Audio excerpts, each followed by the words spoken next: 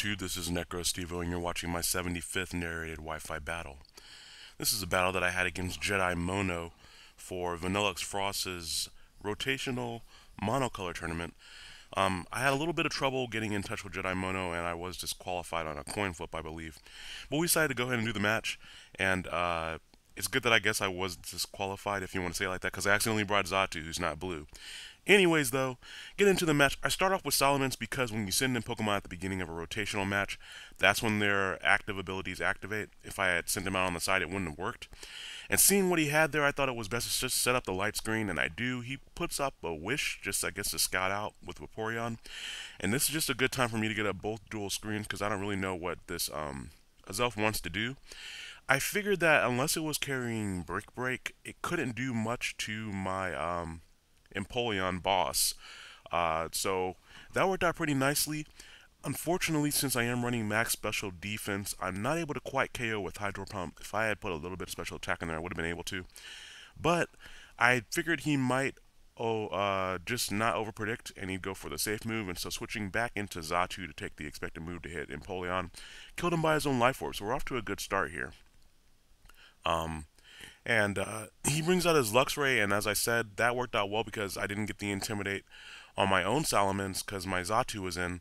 And he just goes straight for Superpower, predicting my Empoleon to come back in.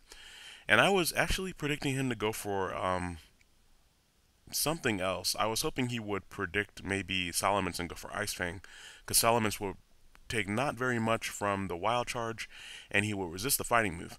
But he went for the right play right there for sure. I get a crit Dragon Claw on his Vaporeon, which doesn't really matter because he can just wish it off. But he burns me with Skull, which effectively neuters Nidhogg, which I have two Salamences. One's female Saphira, and that one's Dragon Dancing, and this one's my mixed one. And since it's physical, I really can't do it. And I was really frustrated, so I just went for the Fire Blast, hoping to get the burn. And I got the burn, but it's not nearly as crippling for him as it is for me. Yeah, it does counter his leftovers, but that burn really sucks on Salamence because he's pretty much useless now. He's outside of Fire Blast. He does just protect himself.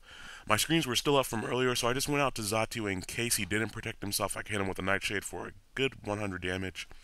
I do have Grass Knot on Empoleon, but Vaporeon does not weigh that much, so it would not have done that much damage. Here I just got off a little bit. He unfortunately heal bells, which makes my burn even more meaningless because it doesn't exist anymore. I switched back into Nidhogg, expecting maybe for him to rotate into Luxray to get some super effective damage onto my Empoleon. He doesn't do that. Vaporeon has kind of been a thorn in my side lately with battles. I don't really like bringing specific counters to the battles. I like just kind of, bringing things as needed. But here, I figured now is a good time for me to just throw a nuke at this thing, because I'm really sick of this stupid Vaporeon. And I do that by bringing in Latios, and I was hoping he'd overpredict and go into something to Death Fodder, but he didn't. And since he was playing like that, it was a decent time to just get off some Grass Knot damage. I didn't do that much, and he just wishes it off anyway, so I just wasted a bunch of time in this battle for some reason right there. And now I do what my original plan was just a Draco Meteor or something. And I believe he brings in the Luxray to finish off my Empoleon, because Empoleon is kind of annoying for him this match. So water types are kind of being a bit of pain in the butt this entire match. He sends out his Salamence. I noticed that it does not do Intimidate, which means he has Moxie. So I'm just going to Death Fodder my Salamence to take the Outrage that's incoming. I wish I could have gotten Outrage on my Salamence, but of course breeding it in Black and White precludes it from being able to get Outrage, which you need to do in Heart Gold Soul Silver. He is able to get his Moxie up, but since the Intimidate went off, he's back at neutral attack, which is the perfect time for my Lucario to come in and just revenge kill it with an Ice Punch, because he can't rotate to anything else. And Lucario is going to be great for my team, because one of the other Pokemon he has remaining is, of course, that Regice, and between Regice and Tangrowth, he's not able to do much to Lucario, so I'm sitting pretty nicely. I do rotate out to my Xatu, because I predicted him to try to burn my Lucario, and he actually burns my Xatu. And I'm okay with Xatu being burned. It has Roost, but that's a lot better than Lucario being burned, of course. Here I predict him to go for the Ice Beam with his Regice, get off a nice Swords Dance, and that's exactly what he does. He goes to Regice to try to kill off my Xatu. And I kind of wish I had gotten burned earlier, because if I had gotten burned, then I wouldn't be frozen right now. And since I'm frozen, I don't get the 20% chance of thawing out. If I had at least been burned, I would have gotten off some damage. Um, but, you know, hacks is hacks, I guess. And my last offensive threat on this team, of course, is my Swellow.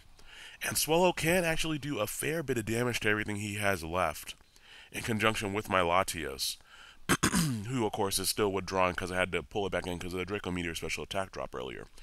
So, if I play my cards right, despite all the bad luck, I can come back from this. I go to Ambiatu one more time to set up some screens, and now is a good time just to see if I can destroy something with Facade. Now that my light screen is up, I figured I could take something. And I would prefer to be Toxic right now instead of Burn, because it takes Burn, I think, it takes Toxic 3 turns in order before it gets to the damage that Burn would have done over the same amount of time. In the meantime, you're taking less damage. But anyways, though, he, of course, just wishes and does all that whole thing. And I thought that he was going to protect here. He does try to double protect, knowing that either he'll get some burn damage off or he'll get some poison damage off. Fortunately, he's not able to do that, because that would have been extremely annoying. And I'm able to knock out that annoying Vaporeon. Here I roost just because I don't know what Tangrowth can do. He can't really do anything to me unless he has the right hidden power. And even if he does have the right hidden power, if I roost, it won't be super effective. So he does go for the hidden power there, and I think that, at first I think, oh, it might have been ice since it wasn't super effective when I roosted. But then, even without me roosting, it's not super effective. So that makes me think that it might be fire, which would, you know, have some use on a Tangrowth. But that will be the only reason that he wasn't going for Giga Drain. And right there, I figured I could live one more and get off some more Nightshade damage, but he gets a crit. But it didn't really matter anyway, because I might have probably died from the burn. Here I go out into Empoleon just to hit him with an Ice Beam. I was kind of frustrated about all the hacks at this point, and I figured I still had this win in the bag because I had Swellow and I had Latios. So, barring severe minimum damage, this was a win. Unfortunately, I missed that Hydro Pump, which would have been massively crucial later on. If I just hit that stupid Hydro Pump, then that means that this Facade would have killed the Regice. Because it would have, I don't know, Regice has base 200 special defense, so it may not have killed, but it would have made this attack kill at the very least. I went for a Dragon Pulse here in case he switched into Tangrowth. Tangrowth would have taken Psyshock better than it would have taken the Dragon Pulse. But of course I get minimum damage again, and I'll put a damage calculation down there at the bottom, assuming he's running a max HP Regice. And I lose the battle, basically to hacks. But I did enjoy that match despite the hacks. Please go check out Jedimono and go check out Vanillix Frost. I like both of their narration styles, but I hope you'll have a great weekend, and I'll talk to you later.